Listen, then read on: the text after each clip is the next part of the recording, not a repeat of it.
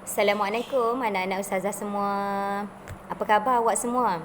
Ustazah harap awak semua sihat ya. Okey. Untuk makluman awak semua, Ustazah Nur Asyah. Ustazah yang akan mengajar kamu mata pelajaran pendidikan Islam tingkatan 4 bagi tahun 2021. Okey, untuk makluman awak semua, Ustazah gabungkan 4 kelas dalam satu grup. Sebabnya jadual kita seminggu sekali. Okey, jadi kalau ustazah nak buat pecah-pecah grup agak sukar. Jadi ustazah minta maaf, ustazah gabungkan sekali. Okey? Okey. Bermakna dekat dalam ni awak semua ada 4 UIAM, 4 UITM, 4 UTM dan juga 4 UPM. Okey. Ustazah terus ya. Untuk kelas pembelajaran kita pada pagi ini, kelas pertama kita lah bagi tahun ini, sepatutnya ustazah nak awak semua ada buku teks. Okey. Bila awak dengar je penerangan daripada ustazah ni, ustazah nak awak semua buka buku teks muka surat 2, 3, 4 dan 5. Itu dia. Okey ya, boleh kita mulakan. Okey, kita mulakan ya pembelajaran kita pada hari ini. Pembelajaran kita pada hari ini, ustazah nak minta daripada surah Al-An'am ayat 162 hingga 163, awak semua kena baca dengan betul, lancar dan bertajwid. Okey. Ustazah akan bacakan terlebih dahulu, kemudian barulah awak semua ikut bersama-sama. Okey. Dengar dulu ya. A'udzu billahi minasyaitonir rajim. Qul inna salati wa nusuki wa mahyaya wa mamati lillahi rabbil alamin. La syarika lahu wa bidzalika umirtu wa ana awwalul muslimin. Sadaqallahul azim. Tengok. Rasanya senang ke susah? Senang ya. Kita biasa jumpa ayat ni dekat dalam mana? Waktu bila kita baca? Ayat ini merupakan salah satu ayat daripada salah satu bacaan dalam doa qunut. Doa qunut kita jumpa dekat mana? Waktu kita kerjakan solat apa? Waktu kita mengerjakan solat subuh. Okey ya. Daripada surah Al-An'am ayat 162 hingga 163 ini, kita tengok apa maksud ataupun apa intisari ayat ataupun apa yang Allah nak jelaskan kepada kita daripada ayat 162 hingga 163 surah Al-An'am ini. Kita tengok. Terus pergi ke muka surat 4. Kita tengok muka surat 4 ya, dekat muka surat 4. Okey. Kita tengok dekat muka surat 4 ni. Dekat muka surat 4 ni. Apa yang dijelaskan? Okey, daripada ayat 162 hingga 163, surah Al-An'am ini dia menjelaskan kepada kita. Allah nak beritahu kepada kita. Yang pertama, solat ialah tonggak kepada segala amalan seseorang Muslim. Nak katanya, apa pun yang kita lakukan, apa pun yang kita buat, benda pertama yang Allah akan tengok segala kebaikan kita, segala apa pun yang selama kita hidup dekat atas muka bumi ni, dekat atas dunia ni, benda pertama yang Allah akan tengok adalah solat kita. Jadi kita kena jaga solat. Solat apa? Jaga dulu solat yang wajib yang Allah suruh kita buat. 5 waktu dalam sehari. Apa dia? Subuh, zuhur, asar, maghrib dan isyak. Kalau kita buatlah segala kebaikan baik macam mana sekalipun, tapi kalau solat kita tak jaga, alangkah ruginya kita hidup sebagai manusia. Sebab kita kena ingat ya anak-anak, segala perkara yang berlaku di atas muka bumi ni, segala perkara yang kita lakukan, banyak mana pun kebaikan yang kita lakukan, benda pertama yang Allah akan tengok adalah solat kita. Bila kita dah meninggal nanti, benda pertama yang Allah akan hitung adalah solat kita.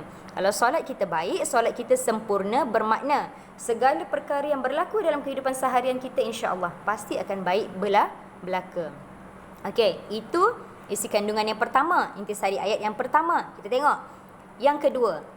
Apa yang Allah nak sebutkan kepada kita daripada surah daripada ayat 162 hingga 163 ini? Yang kedua, Segala ibadah yang dilakukan perlu mengikut syariat Nabi Muhammad sallallahu alaihi wasallam. Syariat tu apa? Hukum hakam yang ditetapkan oleh Allah. Allah dah tetapkan, Allah beritahu, Allah sampaikan kepada kita melalui Al-Quran. Siapa yang beri kepada kita? Siapa yang sampaikan kepada kita? Melalui Nabi Muhammad sallallahu alaihi wasallam. Maksudnya contoh ibadah. Apa dia contoh ibadah? Puasa, zakat, solat, semua tu kita nak buat macam mana? Ikut seperti mana yang Rasulullah dah ajarkan kepada kita. Okey, faham ya anak-anak? Okey. Yang ketiga, kita tengok apa isi kandungan yang ketiga.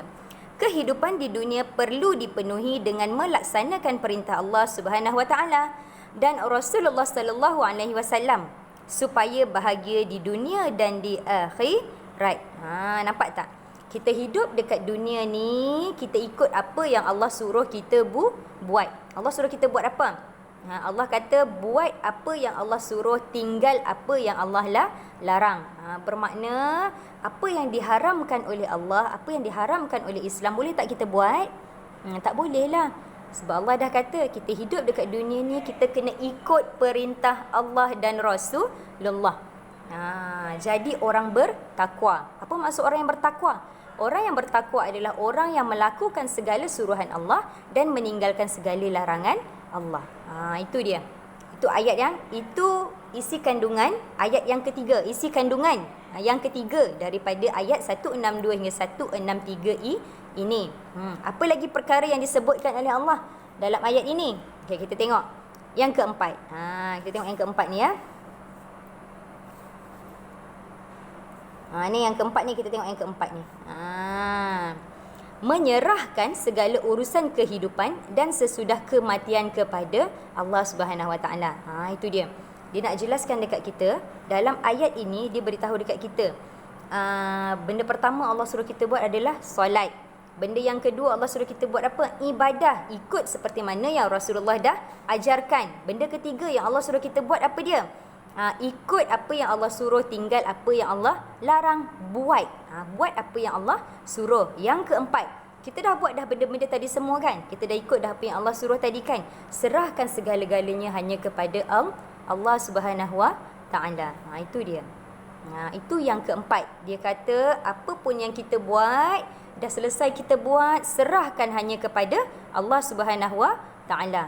Bertawakallah kita kepada Allah. Itu dia. Serahkan hanya kepada Allah. Okay, kita tengok yang kelima pula.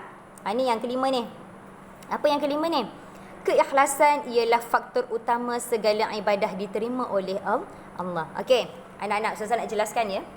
Kita, apa pun kebaikan yang kita buat, contohlah kita buat solat, benda yang wajib ya, solat, puasa, zakat.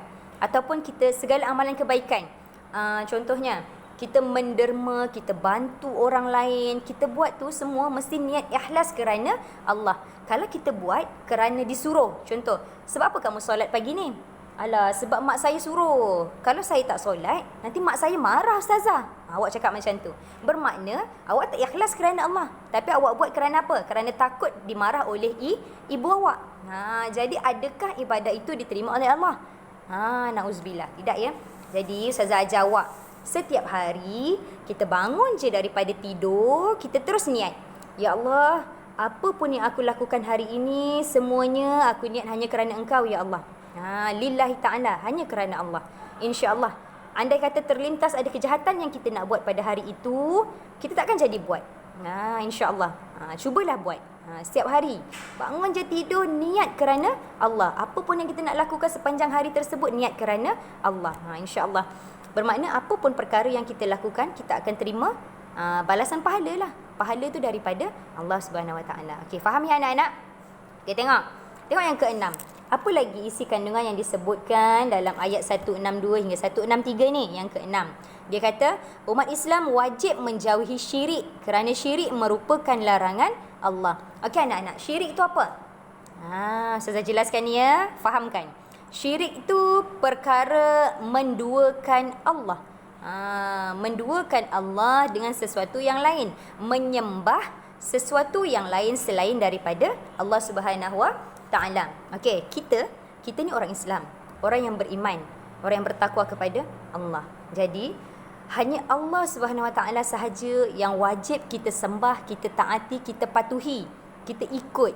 Itu dia. Tapi andai kata, na'udzubillah ya, kalau percaya, contoh, kita percaya pokok, tu pokok besar tu, mesti pokok besar tu ada kuasa yang boleh buat aku jadi kaya. Aku kena sembah dia ni. Hari-hari sembahyanglah dekat pokok besar tu. Boleh tak? Sebab apa? Sebab percaya pokok besar tu dia ada kuasa yang boleh membantu kita, boleh menyebabkan kita kaya. Na'udzubillah. Tak boleh ya. Itu yang dinamakan syirik. Itu contoh syirik. Kena jauhi. Dia kata dekat sini, kita sebagai umat Islam wajib menjauhi syirik. Bermakna kita tidak boleh menyembah selain daripada Allah. Itu syirik. Faham? Faham ya anak-anak? Okey, kita tengok yang terakhir, yang nombor 7. Nombor 7 ni. Umat Islam wajib memohon hanya kepada Allah Subhanahu Wa Taala, kerana dia ialah Tuhan sekalian alam. Nak katanya dekat sini, apa pun yang kita lakukan setiap hari, kita wajib berdoa. Doa ni, doa minta dengan siapa? Minta dengan Allah Subhanahu Wa Taala. Minta dengan Allah setiap hari. Memang Allah suruh kita berdoa. Hatta kalau kita rasa kita ni senang, kaya, tak susah sekalipun, doa, minta dengan Allah.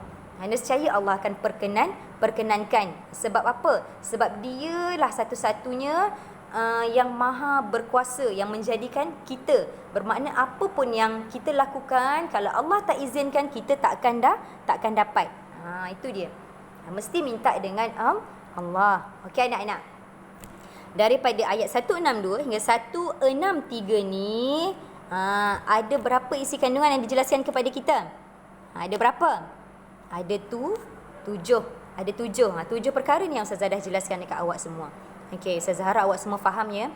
Kalau tak faham, boleh tanya je dengan Ustazah. Nak PM tepi dengan Ustazah pun boleh. Tanya direct dekat dalam grup Telegram Pendidikan Islam kita pun boleh. Tak ada masalah. Okey ya.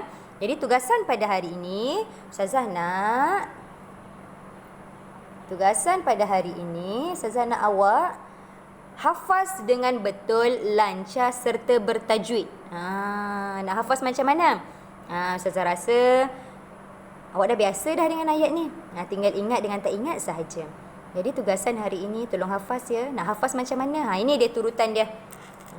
Turutan untuk baca.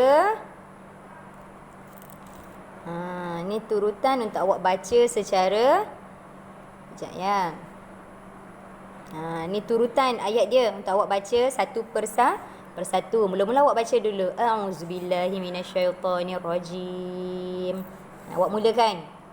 Yang pertama, Qul inna salati wa nusuki. Nak bagi ingat macam mana? Ulanglah banyak kali. Kemudian sambung lagi. Wa mahyaya wa mamati. Ulang banyak kali.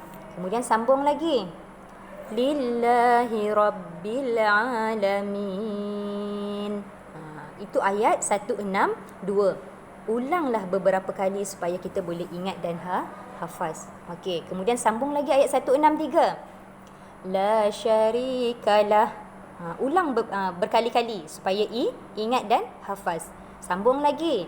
Wa bidzalika umirtu.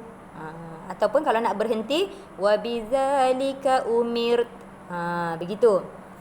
Kemudian ayat yang penghabis dia. Wa ana awwalul muslimin. Begitu. Jadi tolong hafaz. Okey. Macam mana Ustazah nak tahu awak dah hafaz ke belum? Ustazah serahkan kepada awak. Ustazah bagi masa dekat awak hafazlah. Nanti naik sekolah, Ustazah akan test seorang demi seorang sama ada dah hafaz ataupun belum. Okey. Untuk pembelajaran kita pada hari ini cukup setakat ini sahaja. Kalau ada apa-apa soalan, ada apa-apa perkara yang tak faham, ada apa-apa nak tanya, boleh direct tanya dengan Ustazah. Secara personal boleh, dalam grup Telegram pun boleh, tak ada masalah. Okey ya. Itu sahaja daripada Ustazah untuk kelas kita pada hari ini. Kita jumpa lagi pada minggu hadapan. Okey anak-anak, selamat belajar pendidikan Islam. Assalamualaikum. Jaga diri, stay safe, duduk di rumah ya.